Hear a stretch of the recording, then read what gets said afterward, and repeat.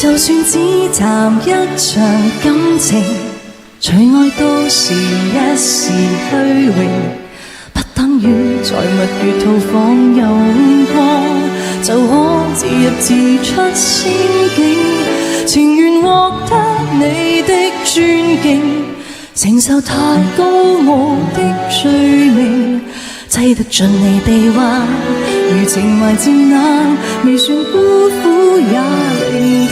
明知愛這種男孩子，也許只能如此，但我會成為你最牽掛的一個女子，朝朝暮暮讓你猜想如何馴服我。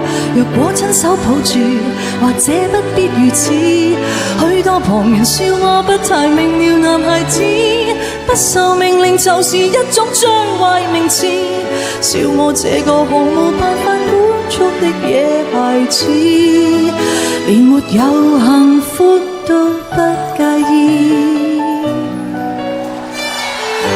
我要多謝 Joanna Ho， 佢俾一件咁靚嘅衫我，多謝。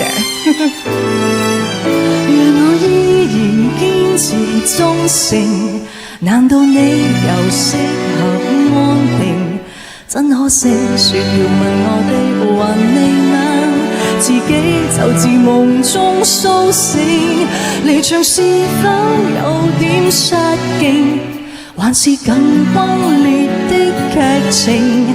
必須有這結果，才能懷念我，讓我於荒野馳騁。明知愛這種男孩子，也許只能如此，但我會成為你最牽掛的一個女子，朝朝暮暮讓你猜想如何馴服我。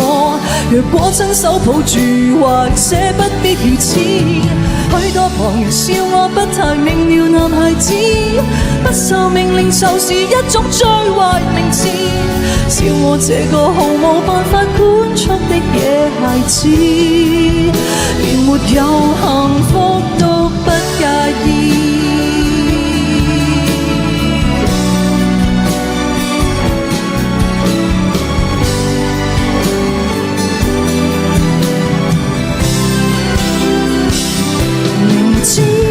這種男孩子，也許只能如此，但我會成為你最牽掛的一個女子，朝朝暮暮讓你猜想如何馴服我。